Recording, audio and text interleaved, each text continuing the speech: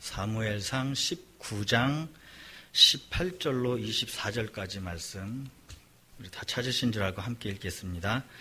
다윗이 도피하여 라마로 가서 사무엘에게로 나아가서 사울이 자기에게 행한 일을 다 전하였고, 다윗과 사무엘이 나요스로 가서 살았더라.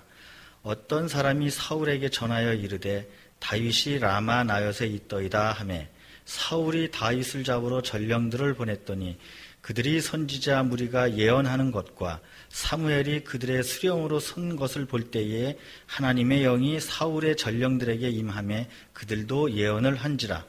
어떤 사람이 그것을 사울에게 알림해 사울이 다른 전령들을 보냈더니 그들도 예언을 했으므로 사울이 세 번째 다시 전령들을 보냈더니 그들도 예언을 한지라. 이에 사울도 라마로 가서 세구에 있는 큰 우물에 도착하여 물어 이르되 사무엘과 다윗이 어디 있느냐? 어떤 사람이 이르되 라마 나요스에 있나이다. 사울이 라마 나요스로 가니라. 하나님의 영이 그에게도 임하시니 그가 라마 나요스에 이르기까지 걸어가며 예언을 하였으며, 그가 또 그의 옷을 벗고 사무엘 앞에서 예언을 하며 하루 밤낮을 벗은 몸으로 누웠더라. 그러므로 속담에 이르기를 사울도 선지자 중에 있느냐 하느냐. 아멘. 본문의 배경은 어떤 배경이냐면, 사무엘상은 물론 이제 왕들의 이야기죠. 왕들의 이야기입니다. 초대 왕 사울을 비롯해서 이제 다윗 왕까지 이어지는 왕들의 이야기인데, 앞에서 이제 사울이 사무엘에게 기름 부음을 받고 사울 왕이 됐습니다. 그런데 15장 10절부터 시작할게요. 1장부터 15장까지 다 얘기하면 너무 기니까 15장부터 시작을 하면 초대 왕 사울이 버림을 받습니다. 그 즈음에 사무엘이 다윗에게 기름을 부어 왕으로 성별을 합니다. 16장 13절에 보면 다윗을 드디어 왕으로 세우죠.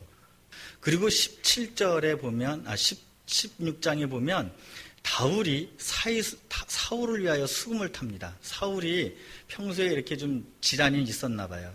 그게 뭐 정신질환인지 우울증인지 성경에는 안 나왔지만, 제가 이렇게 사울을 보면 우울증이라든가 이런 것이 많이 있는 것 같아요. 사울은 자기 스스로 자기 감정을 다스리지 못하는 사람 같아요. 그래서 그런 사람들이 우울증이 많거든요. 그 우울증을 달래기 위해서 다윗이 수금을 타면서 음악으로서 치료하는 거죠. 그러니까 음악 치료를 한 거겠죠. 여기까지는 분위기가 좋았어요. 이때까지는.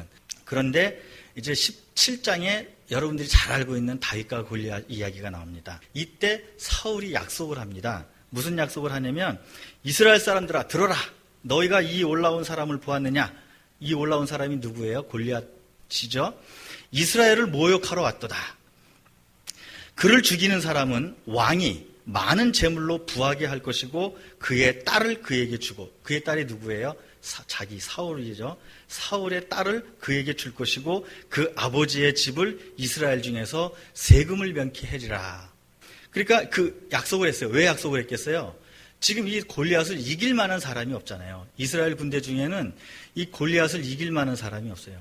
그러니까 급한 거예요. 당장 전쟁에서 지게 생겼는데, 그러니까 급한 마음에 사울이 약속을 해버린 거예요. 이런 약속을 했어요. 그랬는데 어떻게 했어요? 다윗이 나타나가지고 골리앗을 죽이죠. 물맷돌로 죽이죠.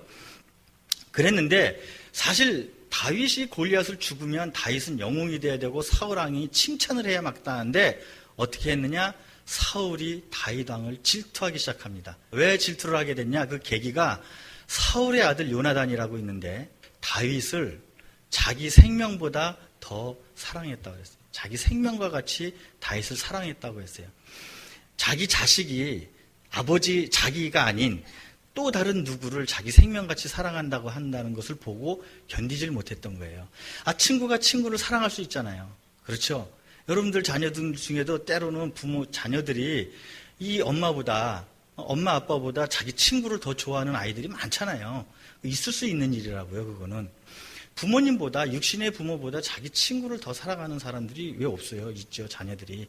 그게 뭐 부모하고 그 친구하고 이게 무게를 따지는 것이 아니고, 부모 사랑은 요만큼이고 친구 사랑은 이만큼이 아니라, 그런 어떤 비교의 대상이 아니고 단지 친구를 그만큼 사랑한다는 거죠. 그거를 사울 왕은 몰랐던 거죠. 설마 요나단이 자기 아버지보다 다윗을 더 사랑했겠어요? 설령 그렇다 할지라도 설령 그렇다 할지라도 자식이 자기 친구를 사랑한다는데 질투할 것까지는 없잖아요. 질투를 했어요. 또 한 가지 질투를 한 거는 많은 사람들이 다윗을 환영했어요. 다윗이 전쟁에 나갔다 들어오면 꼭 노래를 부르는데 무슨 노래를 불렀어요? 사울이 죽인 자는 천천히요, 다윗은 만만이다. 뭐예요? 사울이 죽인 자는 천천히요, 다윗은 만만이라. 더 많이 죽였다는 거 아니에요. 전쟁에서 이겼다는 거 아니에요. 더 크게 승리했다는 거 아니에요. 그러니까 이게 조그만 놈이 나보다 더 많이 죽이고 이 사람들한테 칭찬을 받네. 이게 질투가 난 거예요. 그러면서 또 어떻게 됐어요? 사울에게 하나님의 부리신 악신이 들어갔어요. 그냥 악이 아니고 하나님이 부리신 악신에 들어갔어요. 악신이 들어갔어요, 사울에게. 그러면서 어떻게 됐어요? 여전히 그 악신 때문에, 우울증이든 악신이든 그 악신 때문에 다윗이 수금을 탔어요. 계속 찬양으로 그것을 치료해 주려고 했는데 창을 2번씩이나 던져서 벽에 박으려고. 이거 성경의 제 표현이 아니에요. 성경에 있는 표현이에요. 다윗이 저기 앉아가지고 수금을 상상을 해보세요. 왕은 여기 있고 다윗이 옆에서는 안 하겠죠. 저 옆에서 다윗이 수금을 타고 있겠죠. 그 다윗이 미어가지고 창을 던져가지고 그 벽에다 박으려고. 상상을 해보세요. 다 박으려고 그 짓을 2번씩이나 했다는 거예요. 얼마나 질투를 했으면. 그런 상황에서 또 재미있는 일이 일어났어요. 다윗이 사울의 사위가 됩니다. 사위. 그죠? 실제 다윗은 사울의 사위예요. 사위. 왜 그렇게 됐을까요? 아까 이야기했죠. 17장 25절의 약속을 지키기 위해서. 17장 25절에 뭐라고 그랬어요? 저 골리앗을 물리치는 사람에게 어떻게 하겠다? 자기 딸을 주겠다고 그랬잖아요. 왕이 약속을 했으니까 안 지킬 수는 없고 딸을 줘야 되겠는데, 원래 다윗의 아내가 누구죠? 여러분들이 알고 있는 다윗의 아내가 누구죠? 미갈인데 실제로 사실 미갈이 아니었어요. 원래는 큰딸 메랍을 줘야 돼요. 큰딸 메랍을 줘야 마땅한데 주기 싫은 거예요. 그러니까 사울에게는 딸이 둘이 있었던 거죠. 아들이 하나 있고. 큰딸 메랍을 줘야죠. 당연히 언니인데. 그런데 그 언니를 주지 않았어요. 안 주고, 미워서 안 주고 다른 사람에게 줬어요. 그러니까 다른 사람에게 줬다는 핑계를 대고 이미 내 딸은 다른 사람에게 갔으니 안 된다라고 한 거예요. 했는데 그때 미갈이 다윗을 사랑했어요. 둘째 딸이 다윗을 사랑했어요. 그 이야기를 누군가가 사울에게 가서 이야기를 했어요. 왕이시여, 당신의 둘째 딸 미갈이 다윗을 사랑합니다. 라고 얘기를 했는데요. 이 상황도 참, 저는 읽으면서도 이해가 안 가요. 결국은 미갈을 줬어요. 그래? 그러면 미갈을 줬어요. 첫째 딸은 안 줬는데 둘째 딸은 줬어요. 줬는데 그 심보가 무슨 심보냐면, 주기 전에 블레셋하고 나가서 또 싸워라 이거예요. 너 나가서 전쟁하고 와라. 전쟁하고 와라 이 말은 뭐예요? 너 가서 죽어라 이거죠. 너 가서 죽어라 이거예요. 내가 미갈 줄 테니 너 가서 전쟁하라 이거예요. 근데 다윗이 거기서 죽었어요? 안 죽었어요. 오히려 더 승승장구해서 왔어요. 그러니까 미갈을 어쩔 수 없이 줬죠. 그렇게 돼서 미갈이 아내가 된 거죠. 그래서 다윗을 더 미워하게 됐어요. 결국은 어떻게 됐어요? 사울이 지금 다윗을 죽이려 하는 거예요. 그래서 요나단이 알고, 19장에 보면 요나단이 알고 다윗을 피신시켜요. 19장 1절. 그리고 두 번째는 또 미갈이 다윗의 생명을 구해요. 그러고서는 이제 오늘의 본문이 나오는 겁니다. 본문의 내용은 뭐예요? 그래서 그 상황에서 이제 다윗이 어디로 도망갔어요? 라마로 도망간 거예요. 그리고 사무엘에게 이 모든 이야기를 다 이야기했어요. 사무엘님, 사무엘이 누구예요? 선지자죠? 사무엘님, 지금 내가 이리 그러면서 이제 다 얘기한 거예요. 뭐 그냥 웃으면서 얘기하지는 않았겠죠. 막 통곡을 하면서 얘기했겠죠. 그래서 사무엘이 그래, 나랑 같이 나요스로 가자. 그리고 나요스로 데리고 가서 살았어요. 그런데 그 이야기를 누군가가 또 가서 했어요. 왕이시여, 다윗이 지금 라마에 있습니다. 그래? 그럼 가 죽여야지. 그러고선 저격수를 보냈어요. 근데 이 저격수들이 갔는데 거기서 사무엘의 무리들과 그 있는 사람들이 예언을 하는 것을 보고 이 저격수들에게도 하나님의 은혜가 임해서 저격수들도 예언을 하게 된 거예요. 그런데 제가 여러분들 언젠가도 말씀드렸는데 예언이 뭐라고요? 예언은 하나님의 말씀을 선포하는 게 예언이라고 그랬죠.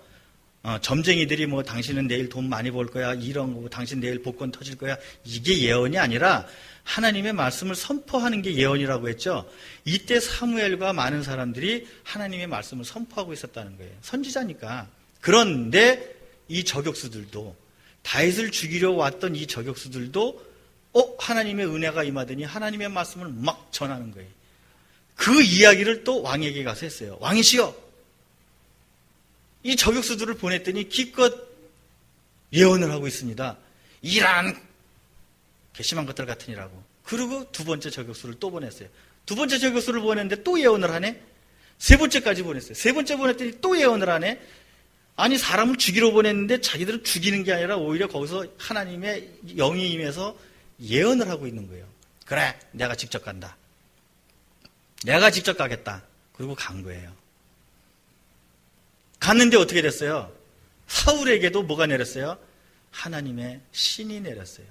그래서 그 라마 나요까지 가는 동안에 사울도 예언을 한 거예요.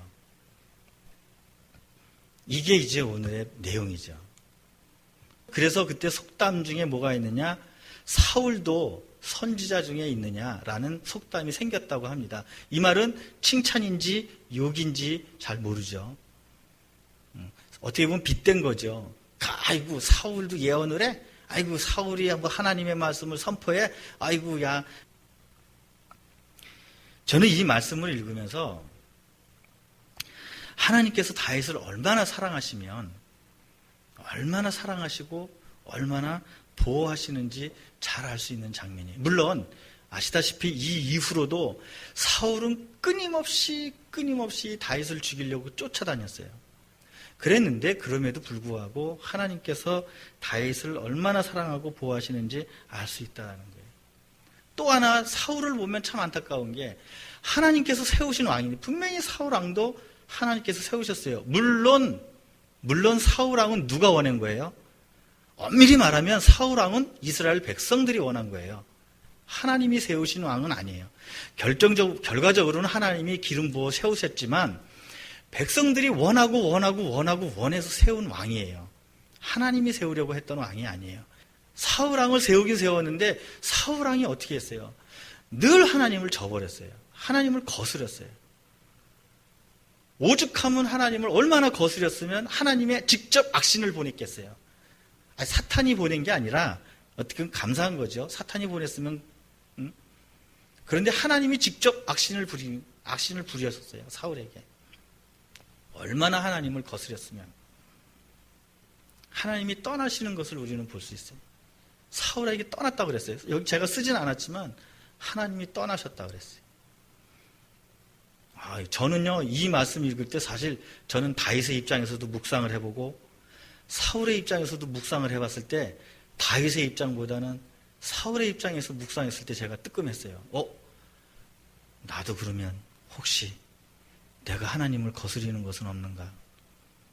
내가 지금 살면서 하나님 거스린 적은 없는가? 무섭더라고요.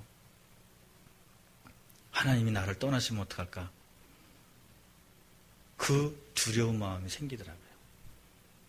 그 두려운 마음 때문에 더 하나님을 경배하게 되고 하나님을 찾게 되고 하나님에게 매달릴 수밖에 없다는 것을 다시 한번 고백하게 되더라고요.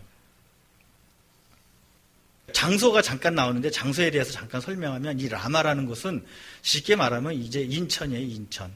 사울의 출생지. 제가 고향이 인천이거든요. 인천 토백이에요. 미국 간 거 9년 외에는 제가 인천에서 자라고 지금까지 살고 있어요. 그것처럼 라마는 사울의 출생지고 고향이고 거기서 사무엘이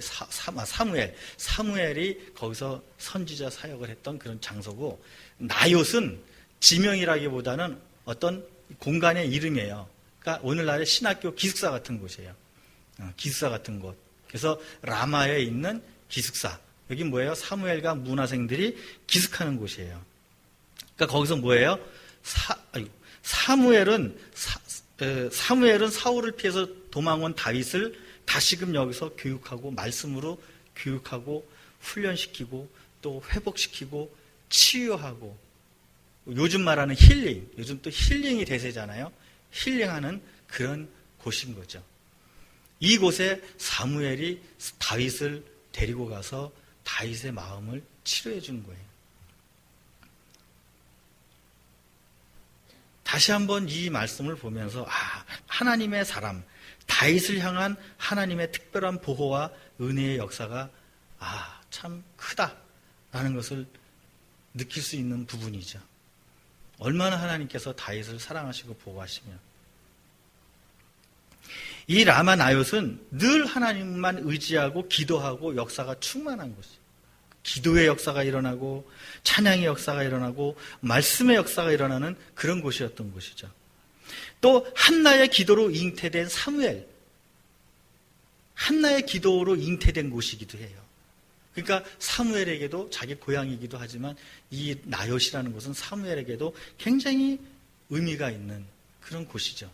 거기서 사무엘은 어머니의 기도로 성장하고 또 기름 부음을 받아 선지자가 되고 그런 장소였던 곳이에요. 그러니까 사무엘에게도 늘 이곳은 자기가 영적으로 회복되고, 다시 말씀드리지만 요즘 말로 하면 힐링되는, 치유되고 회복하는 그런 곳이라는 거예요.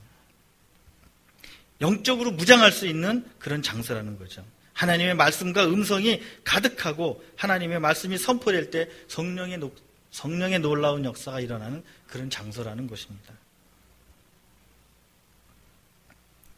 저는 이 말씀을 적용하면서 그렇게 적용을 해봤습니다. 과연 나는 살면서 내 속마음을 내어놓고 이야기할 사람이 누가 있는가? 여러분들 지금까지 살아오시면서 정말 여러분들의 속마음을 내어놓고 이야기하는 사람이 있나요? 제가 지난주에 학생부에서도 이 설교를 했습니다. 사실은 학생부에 설교하면서 학생부들에게는 제가 그렇게 적용을 했어요. 너희들이 앞으로 인생을 살아가면서 지금 13살에서 19살까지 이제 인생을 이만큼 살아왔는데 너희들의 살 날은 앞으로도 무궁무진하다. 너희들의 최소한 5배, 요새는 인생 100살이라고 그러는데 100살까지 산다고 했을 때 최소한 너희들은 지금보다 5배 이상의 인생을 살 것이다. 5배 이상의 인생을 살면서 여러분이 만약에 멘토가 없다면 여러분의 삶은 과연 어떨까 생각해 보라 그랬어요. 중고등부 시절에 멘토가 없다라는 것은 여러분들 참 외로운 거예요. 자기 속 얘기를 이야기할 수 없는 사람, 자기의 마음을 털어놓을 수 없는 사람, 이 없다는 것이 여러분들 얼마나 외로운지 모르죠. 사시면서 여러분들 많이 느끼셨을 거예요. 멘토가 없다라는 것, 그것이 영적인 멘토일 수도 있어요. 내가 막 영적으로 너무 지치고 힘들 때 나의 영적인 멘토가 누구인지, 또는 여러분들 직장 생활할 때 직장에서도 멘토가 있을 수 있죠. 내가 직장 생활하는데 상사와의 관계, 동료와의 관계 이런 게 너무 힘든데 누구한테 얘기할 사람이 없어. 때로는 아내도 안 되고 때로는 남편도 안 되고, 그렇다고 내 자식들한테 얘기할 수도 없고, 이 얘기를 누구한테 얘기할 데가 없어. 그럴 때 직장 생활에 있어서의 멘토. 여러분들 살면서 왜 그런 게 없겠어요? 학생들 마찬가지잖아요. 학생들 학교 다니면서 선생님과의 친구들과의 관계 얼마나 힘들어요. 그런데 그것을 누구에게 말할 사람이 없다. 그러니까 자살하고 우울증 걸리죠. 여러분들 이걸 풀어내야 돼요. 풀어내야 돼요. 이 속으로 쌓아놓는다고 해결되는 게 아니에요. 이건 쌓아놓는 거지 이게 해결되는 게 아니에요. 그것을 속마음을 터놓고 이야기할 사람이 있나요? 다윗은 가장 먼저 사무엘에게 달려갔다는 거예요. 얼마나 억울하겠어요. 무슨 잘못이에요, 다윗이. 그 억울한 마음을 사무엘에게 그냥 웃으면서 얘기했겠어요? 피를 토하면서 얘기했겠죠. 가슴이 찢어지면서 얘기했겠죠. 더군다나 자기 장인이에요. 생각을 해보세요. 남의 이야기 같다고요? 아니에요. 살면서 그런 일들이 많아요. 영적으로, 육적으로, 직장에서, 학교에서, 또 동네에서. 그랬을 때 누군가에게 속마음을 내어놓고 이야기할 사람이 없다. 그러니까 외로운 거예요. 힘든 거고. 그거를 혼자 그래 내가 참으면 되지. 그래 참는다고 되나요? 그래 그냥 이해하자. 이해한다고 되나요? 여러분들에게 있어서 멘토는 누군가요? 저는 학생들에게 분명히 얘기를 했어요. 꼭 그게 목사님이든 선생님이든 집사님이든 때로는 친구일 수도 있어요. 그렇게 이야기해서 정말 터놓고 이야기할 사람이 있는가? 그렇다면 그 사람은 사실 행복한 사람일 거예요. 물론 그렇게 받아주는 사람이 있어야 되겠죠.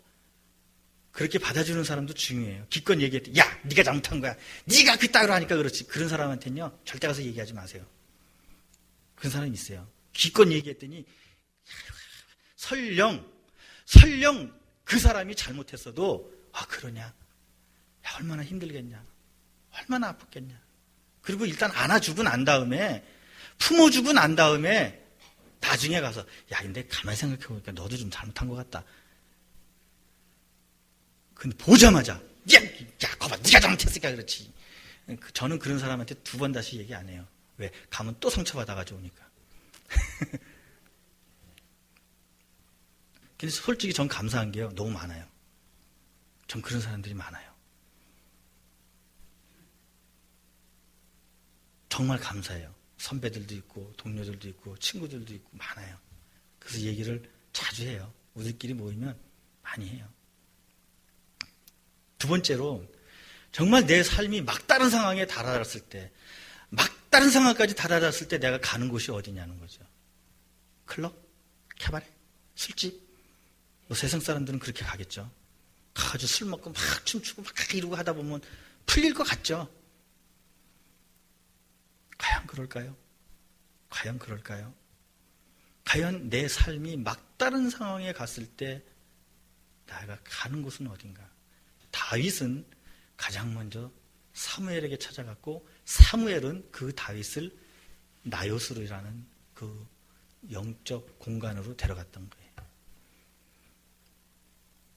여러분들도 분명히 있을 거예요. 여러분들이 정말 그렇게 막다른 상황에 다다랐을 때 기도원을 간다든지 교회 와서 본당 앞에서 무릎 꿇고 기도한다든지 분명히 그런 곳이 있으리라 저는 믿습니다. 그럴 때 거기서 치유받고 회복되고 다시금 새 힘을 얻어서 또 다윗은요 이 이후로도 계속 생각을 해보세요. 다른 사람도 아니고 장인이에요. 장인이 자기를 죽이려고 쫓아다니는 거 이거 남 같으면 어떻게 좀 쫓아가가지고 그냥 자기가 먼저 그냥 어떻게 해볼 텐데 그러지도 못하고 집안일 어디 가서 말해요? 남편이 속색이에요? 아내가 속색이에요? 그 누구한테 가서 얘기하겠어요?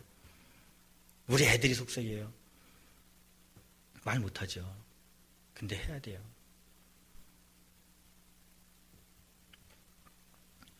제가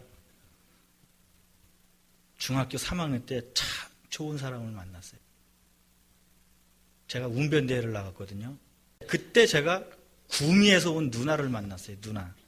어떤 한 누나를 만났는데 근데 아쉬운 건 이름을 몰라요. 요즘 같으면 어떻게 좀 전화번호라도 따가지고 할 텐데 그때 뭐 그런 것도. 근데 그 누나가 하고 계속 편지를 나눴어요. 그 이후에도.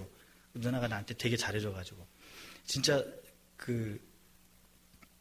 찾고 싶으면 찾고 싶어요. 근데 뭐 얼굴도 몰라요. 이름도 몰라요. 근데 그 누나하고 계속 편지를 나누면서 어느 날 누나가 저에게 편지 쓴 게 하나 있어요. 근데 다른 내용은 기억 안 나는데 딱 한 문장이 기억이 나요. 한 문장이. 일이나 살다가 누구에게 돌을 던지고 싶을 땐 나에게 던지렴. 저는요 중3 때 그 말이 무슨 말인지 몰랐어요. 근데 그 말이 저한테 딱 박혔어요.